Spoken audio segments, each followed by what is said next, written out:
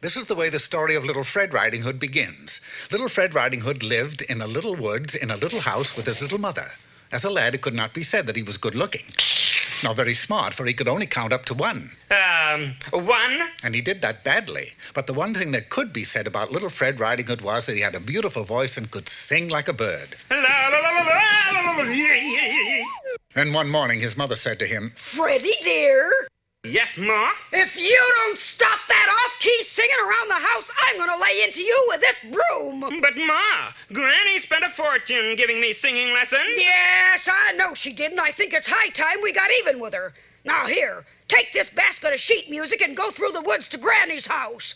Sing to her for a change and see how she likes it. And so, taking the basket, Little Fred Riding Hood skipped merrily off into the woods. Skipping is a very hard way to travel, and Fred was out of condition anyway, so a short time later, he stopped to rest. I will take 5 by this hollow stump. But no sooner did Fred sit down than he heard an awful commotion within that stump. Oh, ow, ouch. Oh, my God. Ouch, ouch. And there were 2 funny little men with high-pointed hats, and their long gray beards were tied firmly together. What are you 2 doing in there? We live in here. But our beards have become tangled, and I fear we'll have to go through life looking each other in the eye. Can you help us? Well, being a good lad, Fred agreed to try. Hold tight. I'll rip you apart. Will it hurt? Oh! Yes. Bidding them farewell, Little Fred Riding Hood continued on his way to Granny's house. Oh, he was a good boy. I think we ought to reward him for being so kind to us. Good idea. Let's cast a spell that'll make him grow more handsome every minute. And so they did, and so he did. For unknown to Fred, with every step he took, he became better looking, and better looking, until he was by far the handsomest man in the country. Oh, what a handsome lad! How good looking! He's beautiful. Hi, sweetie! What's the matter? You all nuts or something? But looking at his reflection in a meat market window, he saw that it was true. He was good looking. Well, if that don't punch a hole in the boat. The young ladies of the city were unable to control themselves at the sight of Little Fred Handsome Riding Hood, and the poor lad was mobbed. You 2 funny little men are pretty funny. Now, come on, make me unhandsome so I can get to Granny's. As this was his desire, they changed him back to plain old Fred. That's better. Now, I'll give you my lunch of cookie sandwiches to keep you busy. No more tricks now. And with that, Fred once more set off down the road for Granny's house. Wasn't that sweet of him to give us his lunch? It certainly was. Let's reward him. He looks awful thin. Let's cast a spell that will fatten him up. They did. And just as before, with every step Little Fred Riding Hood took, he grew fatter, fatter, and fatter, until he weighed over 700 pounds. Needless to say that when he stepped onto the high bridge that crossed the river, it collapsed with a roar. They did it again. And Fred waddled back to the hollow stump as fast as his obese little legs could carry him. All right, you guys, knock it off. He did get a little fatter than we figured. So be it.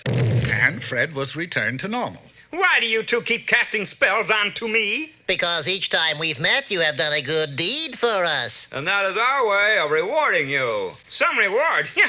It was now growing quite late, and Fred hurried off down the road, but this time he ducked behind a large tree a short distance away and waited until he was sure the 2 funny little men were fast asleep. I've got to do something to make them mad so they'll stop rewarding me, or I'll never get to Granny's. Knowing that the little men were very proud of their long gray beards, Fred stole up to the hollow stump and, with a snip of his scout knife, he cut them off. What happened? Someone cut off our beards. Who would do such a thing? I would do such a thing, and I did. So long, fellas. What a crazy kid, huh? What are you looking at? You're a girl.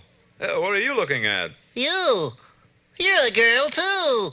How do you like that? We're a couple of little witches. And to think we'd never have known if that nice boy hadn't cut off our beards. We should reward him. That's a good idea. We'll cast a spell that will make a gold coin drop out of his mouth every time he opens it. And they did, so that when little Fred Riding Hood finally reached Granny's house and opened his mouth to sing, instead of a lovely song, a gold coin dropped out of his mouth.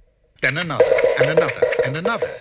And he paid off happily ever after, which you have probably already guessed is the way the story of little Fred Riding Hood ends.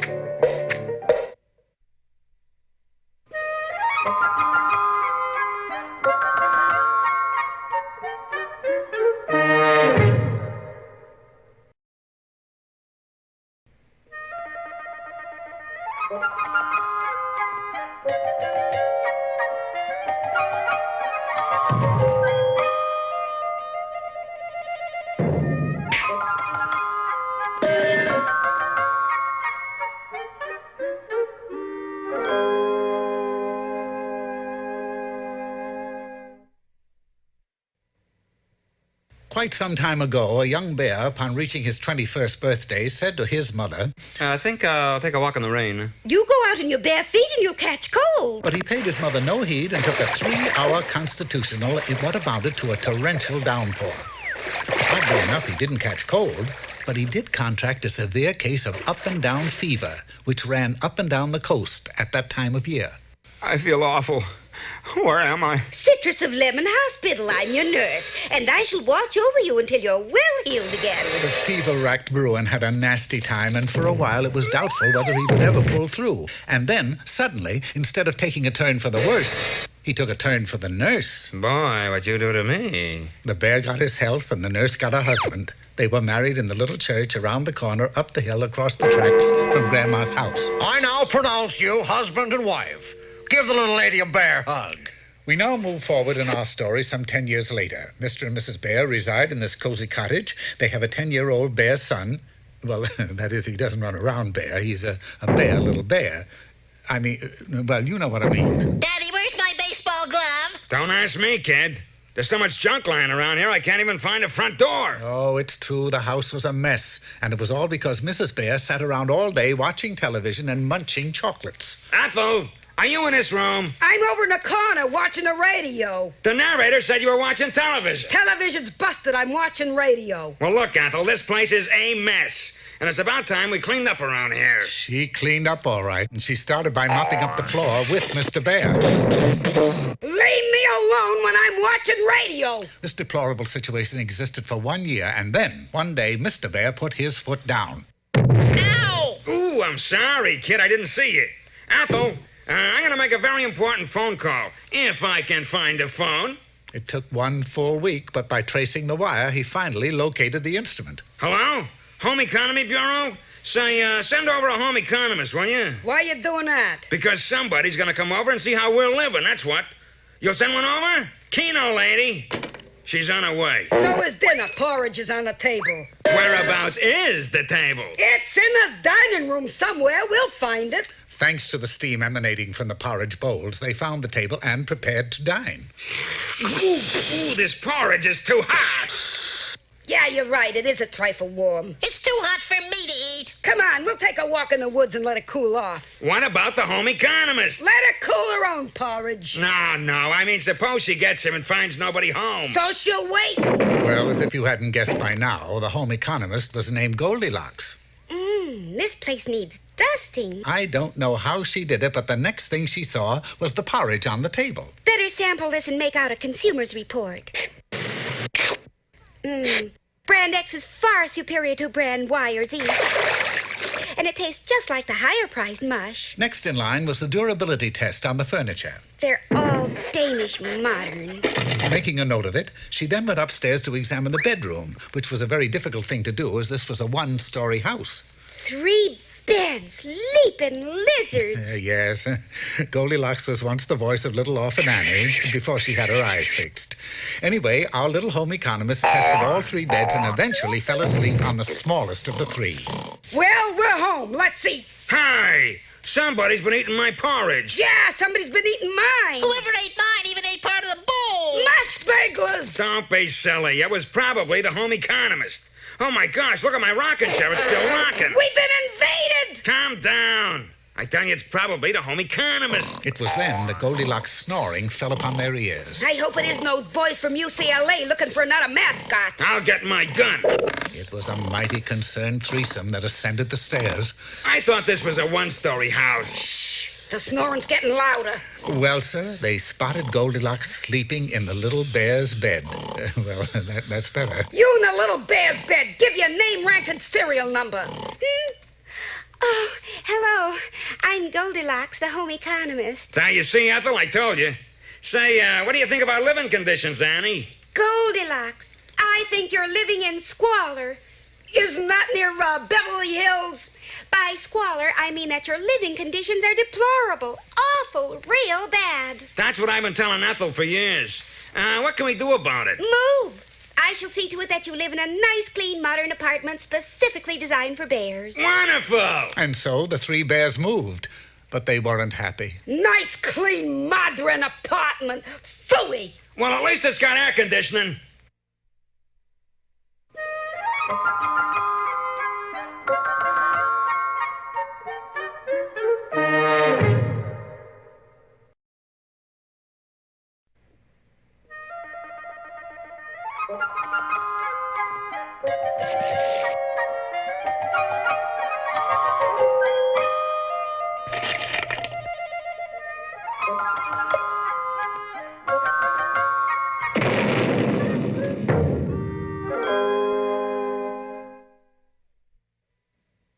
The Yangtze River, which flows through northern China, not only provided the inspiration for the song Yangtze with a Laughing Face, but gives us the setting for our story. Centuries and centuries ago, the Yangtze was nothing more than a small pond that sat beside a palace belonging to a wealthy Chinese emperor. Well, Honorable Cook, what have we for breakfast today? Well, I can fix a scrambled egg roll. You like it? No, I've a hot yen for almond duck. That's all he ever ate, almond duck, morning, noon, and night. And that's why the pond was always well-stocked with almond-eyed ducklings. You hear the big news, Foucault? Emperor gonna have almond duck this morning. Oh, hot dog. I hope the cook picks me. These almond ducklings live for one thing and one thing only, to have the honor of being fed to their beloved emperor. Yeah, we're sort of like a duck kamikaze squadron. Yeah. All right, handsome up, you birds. Here comes the cook. The cook came to the edge of the pond and surveyed the ducks with a keen eye. That's when the ducks went into their act. Look up by my ducky, what a ducky melody. If you know Ducky like I know Ducky. All the time, same old corny imitations. So he simply selected what he thought was a good-looking duck. How furry. Maybe we'll get lucky at lunchtime. Yes, they all stood a chance of making good at the next meal, all but one. He was the ugliest almond duckling China ever spawned. Boy, if this keeps up, I'm going to live to be 104. And another duck got the honors. Boy, I'm getting desperate. I got to use the old Chinese noodle. Dinner time rolled around. The cook reappeared, and this time, the ugly almond duckling floated into view wearing a banner proclaiming that he was Miss America of 1922. Say, if that duck is good enough to win Miss America title, he's good enough to be served to Emperor. Well, it seemed as though the ruse would work. The ugly one was placed on a tray and set on the Emperor's table. But wouldn't you know? That day, the Emperor was entertaining a guest. Something is rotten here besides the liederkranz. Guest of Emperor also wearing banner saying she is Miss America of 1922. Now, you won't believe this, baby, but it was a tie that year. That night, shortly before midnight, the ducks held a council. The ugly duck is giving the pond a very bad reputation. If this keeps up, the Emperor might develop a taste for chickens. So he took up a collection and paddled over to the object of their discourse. Here's a sack containing 3,000 yen. Roughly how much is that in American moolah? Well, roughly speaking, I would say like $1.50. Oh, boy. What do I do with all this loot? Why don't you get talented so the cook will take you out of the pond? Dawn found our hero flying into the nearby city of Taiping, where he enrolled at the Rock and Egg Roll Conservatory of Music. Sure, I can teach you how to play music, but you're gonna be the ugliest duck ever to graduate from here. He studied night and day, and a few other Cole Porter songs, too, in the hopes that musical talents would counterbalance his ugliness. Finally, after 1 year of diligent practice on every instrument known to man, he headed back to the pond. Handsome up, you guys. Here comes the cook to get the Emperor's breakfast. The cook was amazed, for instead of the usual varied array of imitations, the ducks merely lined up and gave the floor to... Holy mackerel. Never had he witnessed such musical virtuosity. And at the conclusion, not only the ducks, but the birds and the fishes broke into a rousing ovation. The cook had no alternative but to pluck the exhausted duck from the water. Now I get the orange sauce treatment, huh? Oh, no. I'm going to mail you to Phil Spitalny. He can use a duck like you. Failure again. In a sense, that is. The duck put in 2 years playing for Mr. Spitalny and then decided to form his own band. He did very well and even received an offer to play the palace. But the only palace that he really wanted to make good in was the Emperor's back home. Hello, MCA. Cancel my road tour. Notify the trades. I'm giving up showbiz. Back to the pond he flew, and what he viewed upon arrival startled him. Oh, for the cry eye. The pond is still stocked with ducks who are prettier than me. Oh, I'm going to remain from here to eternity. Suddenly, a Chinese frog leaped onto a lily pad. What you got tears in your almond eyes for? I'm as ugly as 4 days of bad weather, that's why. Yeah, well, a lot of people are ugly. I was ugly once myself. I can't believe it. How come you're not ugly now? Well, I believe that's why. I believe you believe, but what do you believe? I believe that I'm good looking. Well, this was something he hadn't tried. So for 24 hours, he believed he was no longer ugly. And you know something? It worked. By morning, he was the best-looking duck in the pond. Oh, you got it made, kid. Oh, you're sure to get picked from the pond. He was, but not by the cook. The cook selected someone else. But don't feel too sorry for the poor little duck. You see, his name was Donald, and he was taken by a man named Walt... Well, never mind. That's right, and now I go...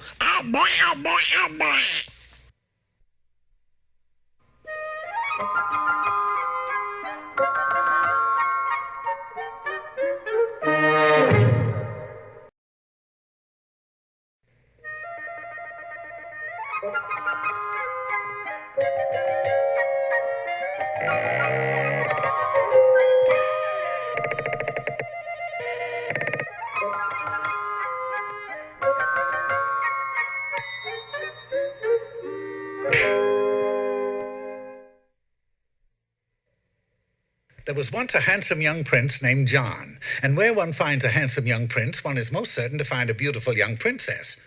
Her name was Tinsel, and they were very much in love. I love you, John. I love you, Tinsel. They were never happy unless they were together. Oh, I'm so unhappy. Peekaboo. Guess whom? Oh, now I'm happy. Day after day, they went out hunting or fishing. Night after night, they went to balls at the funny house at the beach. They sang and danced and ate sugar plums out of the same dish. They shared delicate secrets together. How much money do you have? Oh, 100 million grinkles. You know, give or take 1,000 or so. Va-va-voom, that's a lot of grinkles. You can say that again. Va-va-voom, that's a lot of grinkles. Then finally, as everyone knew they would, they were married. And they moved into a beautiful white castle high on a green hill. They were so full of joy that everybody called it the Happy House. I'm so happy. That is, everybody but one, an evil old witch named Grumpyra, who hated happiness. It's disgusting. I'll put a stop to it if it's the last thing I do. Then, taking a basket of poison apples, she hurried off to the castle. Who is it, dear? That's an old hag with muffed up hair selling apples. Apples? Yes, you know. The poison kind that you take a bite of and they put you to sleep for 1,000,000 years. No, well, tell her we don't want any. We don't want any. With that, the witch was roughly thrown from the castle. And once again, happiness echoed from within. By now, Grumpyra was near the breaking point, and storming back to her cave, she took a huge black kettle and set herself to the task of concocting a mysterious, evil-smelling brew. Now, where did I put the gruffy dust? Oh, yes, here it is. A pinch of this and a pinch of that. A Dewey button and a French fried bat. Oh, these bitches' brews are murder, but what are you going to do? A short time later, she had finished and hurried off to the castle, where she stole into the garden and sprayed every rose with the strange mixture. It's done. Now, when the princess comes into the garden to pick roses. Oh, the garden is beautiful today. I shall pick some roses for my prince. She will prick her finger. Ouch! And turn into an ogre. And when the beautiful young princess, who was now an ugly old ogre, went into the castle, Hello, dear. Wearing your hair a little differently, aren't you? It's worse than that. I turned into an ogre. a closer look told the prince that what she said was true, and this made him very unhappy. The old witch's plan had worked, for the castle was now the saddest place on earth. Now the story would have ended right there, but for one thing. Ogres love to cook, and that night, when John's ogre wife set his evening meal in front of him, it was the most magnificent food he had ever tasted. Dear, it. That was the best meal I ever had. So pleased was the wife by the compliment that she went right back into the kitchen and cooked some more. And before long, being so full of fine food made the prince happy. This, of course, made the ogre happy, and once again, happiness rang from the castle. Grumpyra, of course, wasted no time in flying back to the castle to see what had gone wrong. Say, laughing boy, how can you possibly be happy with an ogre for a wife? Well, it's the food it cooks. Have a bite? Say, that is tasty. Join me? Love to? They both dug in and ate all John's ogre wife could cook, and she cooked all they could eat. The food was so good that even Grumpyra, for the first time in her life, was happy. You know, she's such a good cook that I could kiss her. Oh, no, you must never do that, boy. All right, but why not? Because if a handsome prince kisses her, it will break the spell, and she will turn back into a beautiful princess who can't cook for sour apples. She? Oh, I'm glad you told me. As a precaution against ever kissing the ogre by mistake, the prince let his beard grow and wore a gag over his mouth whenever he wasn't eating. Things were well and happy for a score of years until one day, when John's ogre wife was giving some scraps to their pet dog, he affectionately licked her face and she instantly turned back into the beautiful princess. What happened? The dog kissed her. You don't mean... I'm afraid so. His name is Prince. That meant an end to the good cooking, and the prince and the witch were frantic. Doesn't it make you happy that I'm beautiful again, John? Quiet. Do you remember what you did? I think so. Come on. Now, having an ogre for a wife has its drawbacks, but John was happy that way, and very soon thereafter, A pinch of this, a pinch of that, a Dewey button and a French fried bat. John was to be very happy once again.